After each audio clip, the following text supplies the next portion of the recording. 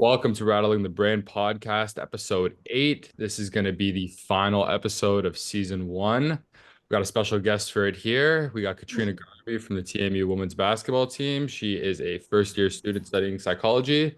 She is also the OUA Women's Basketball Rookie of the Year. She is the second TMU athlete to ever win this award, the first since 1990. Katrina, thank you for being here. Thank you for having me. No worries. Okay, so let's get into the first question here. Just out of curiosity, where did the love of basketball come from? Did you have like a basketball kind of family or something you just kind of got into when you were a kid? No, so my family, they didn't really like play sports growing up besides my sister. And so whatever my sister did, I did, and I've always wanted to like be better than her at it. So she started to play basketball and she was pretty good, but she was okay. Anyways, I just wanted to be better than her at it. So that's where like my love kind of grew from it. And she started training when she was young. So like I kind of followed in her footsteps until I was better than her at it. Very So yeah, nice. How old's your sister? she's turning 25.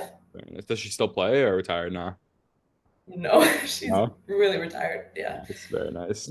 So myself as like a Yeah. hockey player, kind of like a goalie, my goal every time I step on the ice is kind of just to give my team a chance to win, do my role, play my part. When you step on the basketball court for a game, what is your personal goal? I mean, the end outcome, like I always want us to win, Mhm. like regardless of if it's a team that's like super good or like not the best team. I really want to win all the time. It's my competitive spirit. But regardless if we do lose, it's just to like feel like I've done everything like I could have, like to have no regrets and that like I put it out all on the floor, not just like for myself, but for my teammates and my coaches too. I like it. So off the court, obviously on the court you do a lot of work, but what are you doing off the court to make sure you can play at a high level? I personally love to watch film, and with my assistant coach named Steph, we do film together about once a week. And usually before games, I kind of figure out who I'm going to guard and just watch them to like pick up on like things that they do well and things that they don't do well. But I also just watch it for fun because it is really cool. So I feel like preparing for games, like I would always watch film, and that like gives you more perspective about basketball as well, like off the court, because you just learn so much. I like it. So like on a typical like game day, let's say you have a game at 7 o'clock, home game, you're playing, I don't know, Queens, for example. What's a typical game day look like for you? Like break it down from start to finish. Are you like kind of superstitious? Do you like your pregame nap? Like what's your game day, what's your game day It's move? funny. It's funny because I do take a nap before the games, Nice. but typically I wake up pretty early Mhm. and I go to the gym just to get some shots up with some of my teammates. Then we'd have practice like an hour later, get like the recovery, everything that I need, and then I take a nap.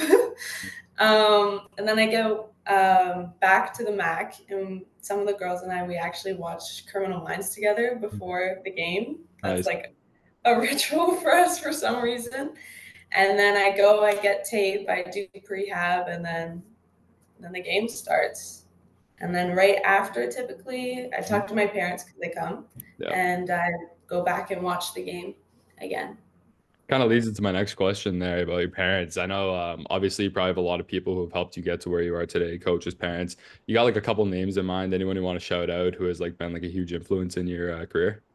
Yeah, like I would say, like my trainer since I was 6 years old. His name is Merrick Palmer, and then my coach, who I've had for a long time, her name is Coach Fab, and then Coach Lauren as well. Just like a bunch of names, like Mhm. Ish as well, my strength trainer, like a bunch of people that have supported me and got me to where I am today, and especially my parents. So like what was the recruiting process when you came to TMU? Do you have scouts coming to games or how would you end up coming to TMU? So typically, like when it came to recruiting, my high school team, we would go down to the States to play. Mhm. And then there would be so many recruits there, things like that. And then even through AAU, which is like summer programming. I decided to come to like TMU literally after my visit the first time. I had like a really good feeling, even though I had like more places to go visit. I really thought that like this was the school, and I had like a really good gut feeling about it. And it's kind of like just like a perfect like family and culture here. And I knew I would learn a lot from Carly and just like grow from her, which is what I want to do every day. So yeah. That's the thing. Playing at the Mac is sick, and like the weight room for like the athletes, like it's the fitness room, the therapy room, like Mhm. everything's pretty top tier here. It's pretty sick. So Yeah, yeah, definitely a very. great facility. So what advice would you give to like a young man or woman, trying to get into the game and like trying to like figure out where they want to go with basketball? What kind of advice would you give to them through your experience? I feel like if you really want to go like far with it, you gotta like love it and Hmm. like you like a lot. Like Hmm. it's just something that like typically for like me, like I wake up and I think about like what I'm gonna do today about basketball, like Hmm. how I'm gonna get myself better. So I think like learning to love the game a lot, but also like having fun experiencing new things and like trying different things out and like learning from them as well. Very nice. So like in terms of like confidence, how important would you say like confidence is to your game? I feel like you have to believe in yourself if you want to go like far and you want like the best from yourself.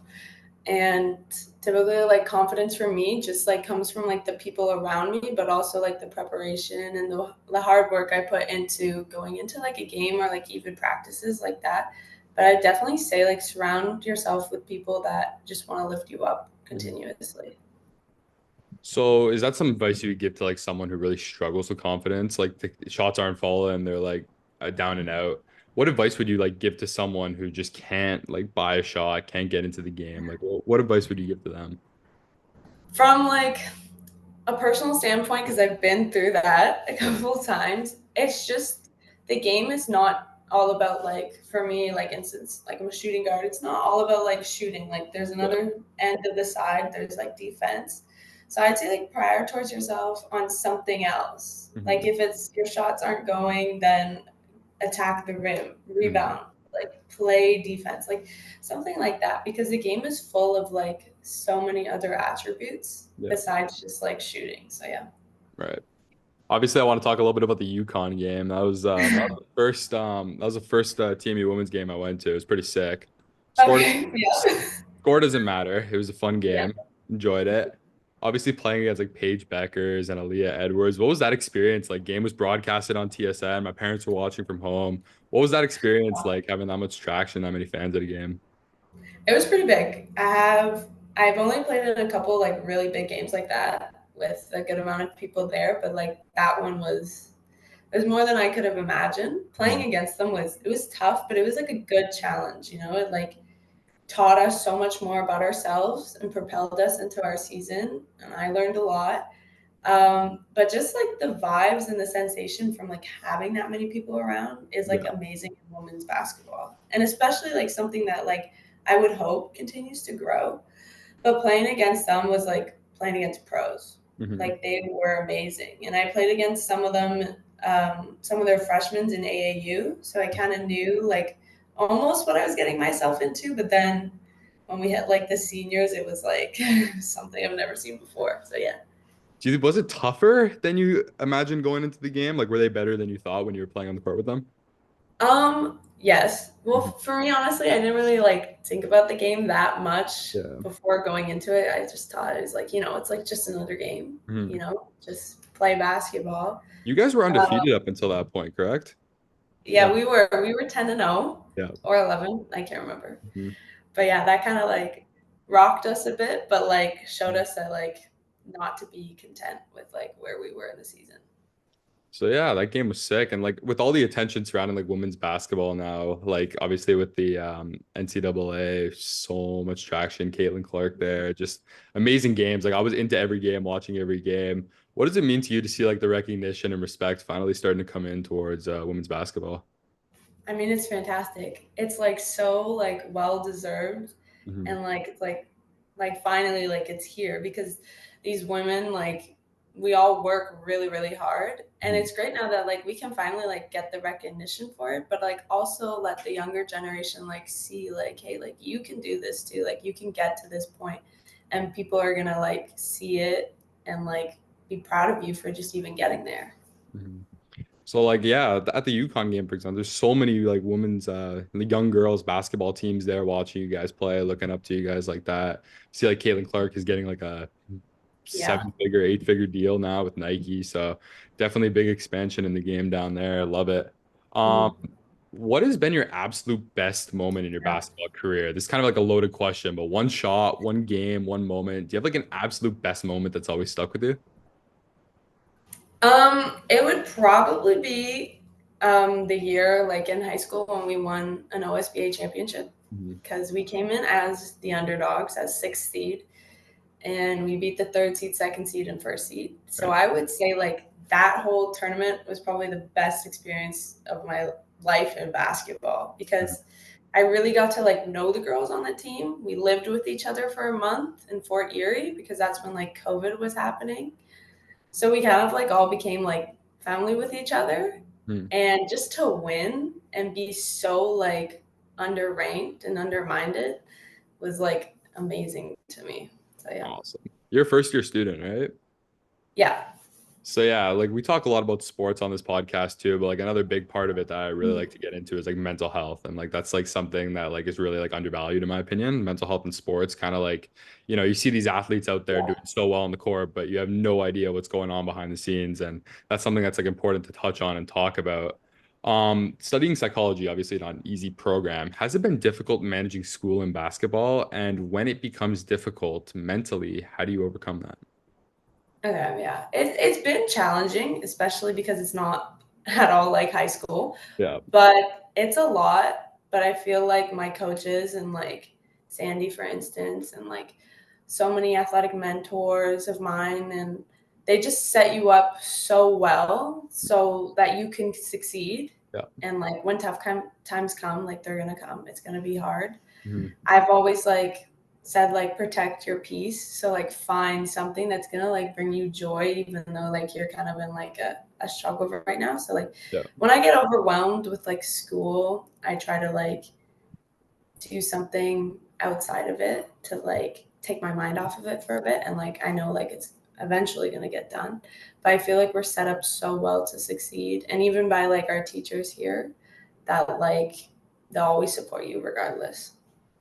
Very nice. Now let's talk about a little bit on the court. Mentally, when you feel overwhelmed on the court, how do you kind of like settle into a game where, you're just overwhelmed, things are going fast? How do you like mentally settle in? Personally, I like to play fast. Mhm. But I get that like sometimes like things aren't gonna go your way. And I personally just like I go to my teammates and I talk and I'm like, hey, like what do we gotta do?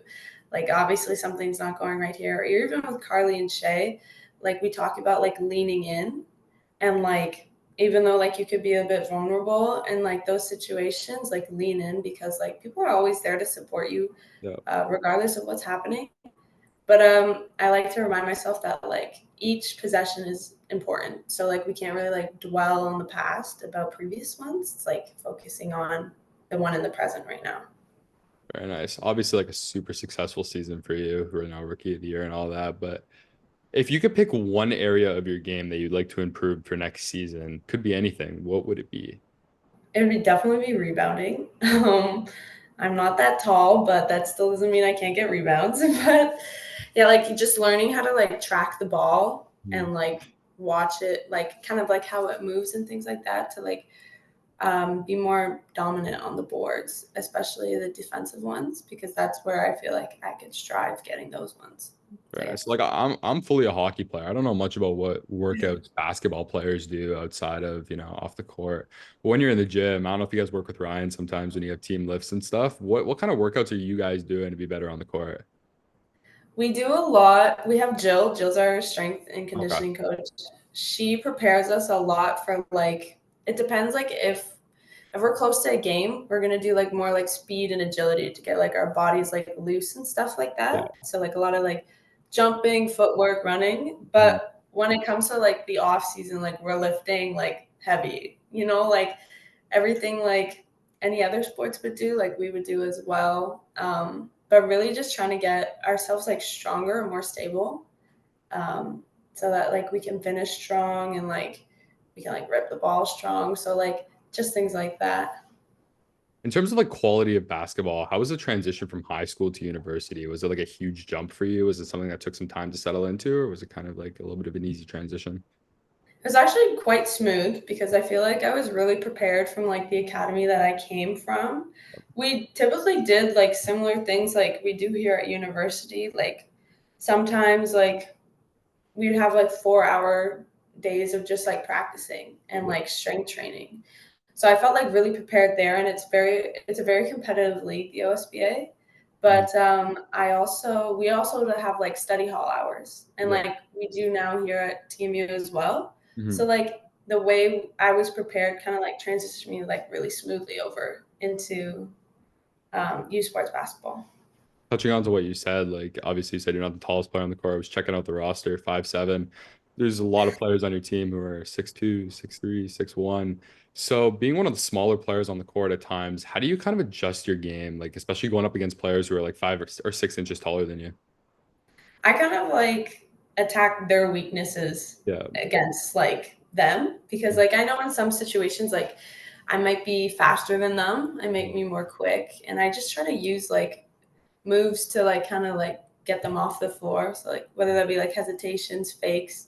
But I like to play against bigger girls because I feel like sometimes I can have the mismatch as well and just use like my strengths against them. But also like if I have a big girl on me, that definitely means one of my big girls has a small girl on her. Yeah. So trying to like figure out how to get her the ball and like just draw and kick and like things like that.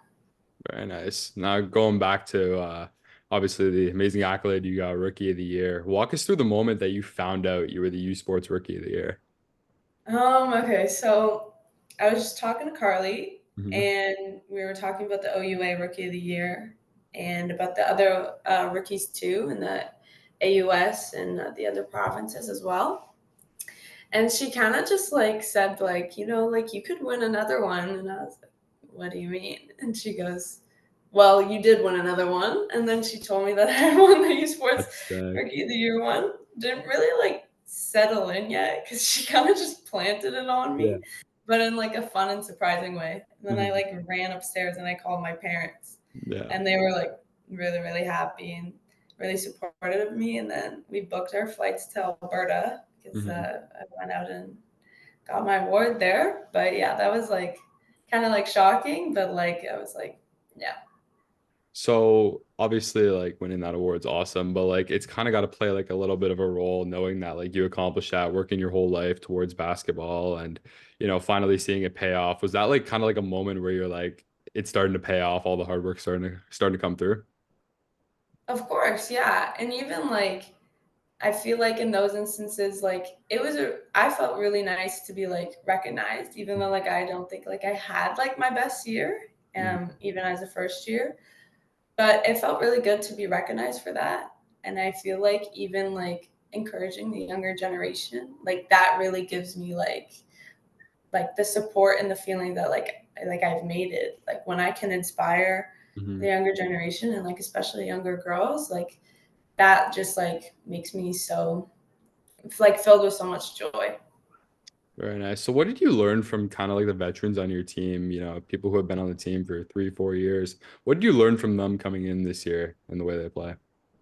I think like especially in U sports, and in the OUA, it's really, really fast paced, but like you need to like know when to control like certain situations. And it actually takes like a lot of thinking in playing at U Sports than it was in like high school. Like you have to like think through so much more now, and you just have to be like on your toes, but like really smart. So they taught me in like those situations just to like be prepared, but like understand like you almost like have to know like it's not always going to go your way, but like how do you like rebound from that? So, like, what would you say is your end goal with basketball? Like, where do you see yourself in 5, 10 years in the basketball industry? It could be anyway. What do you feel? I feel like I definitely want to play overseas Mhm. professionally. That's always been like the dream of mine ever since I was like 6 years old. But I also definitely want to coach. Yeah. I find it really inspiring to coach. And I just like, I love to see the game grow Mhm. through so many other people's perspectives. So, like, definitely coaching. I do really want to win a U Sports Championship here, of course, maybe more, but that's definitely like my goal Do you have like a certain for place me. overseas that you would love to play? Like, if you dream spot, Spain and or Scotland, love those it. are like definitely like places that I would want to play. Love it. What kind of advice would you give to a young girl starting to play basketball, wants to get into it, wants to take it seriously? What's one quick piece of advice you can give to them? I would say like before, just have so much fun with it. Like you're Mhm. gonna meet so many amazing people. I've met all my best friends through basketball. And it's gonna take you so far. And Mhm. you're gonna be like so grateful for it. And at the end of the day, it's all like bigger than basketball. And you're gonna have so many like opportunities. So just like have fun, play hard, but just be like grateful for like where you are as well. Very nice. And last one here to wrap it up. Growing up, did you have like an NBA or a WNBA player you idolized or looked up to, or maybe tried to model your game after?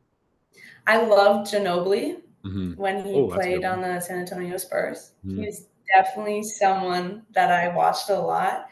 He's just kind of like a flashy player, but he's like really intentional and smart. And then there's a girl named MJ. She plays on the France women's basketball team. So watching her and just the creativeness that she has is really inspiring to me as well. So I try, like I watch film on them and like try to like write down anything that they do and like try and copy it or train with it as well. So yeah. Awesome. You guys have a fairly young team with TMU, right? Like women's basketball team. Yeah, we the majority of us were first and second years. It's So definitely a bright future there. I think it was, correct me if I'm wrong, semifinals last year? yeah. Yeah. Yeah. So definitely more to go, definitely more time. I think that Mhm. pretty much wraps it up for the episode. Thank you so much for coming on, telling your story. Really appreciate it. Thank you for having me. All right, that concludes episode 8 of the Rattling the Brain podcast and concludes season 1. Appreciate you guys for coming and sticking with it. Obviously, like it's a little bit of a start here. We're gonna take like a little break before season 2, kind of like see what we can change, get an outro and intro, kind of look back at the film as Katrina likes to do for her games. We're gonna look back at our film, see what we can fix and see how we can do it better. And that's the plan. So thank you guys, and we'll see you in season 2.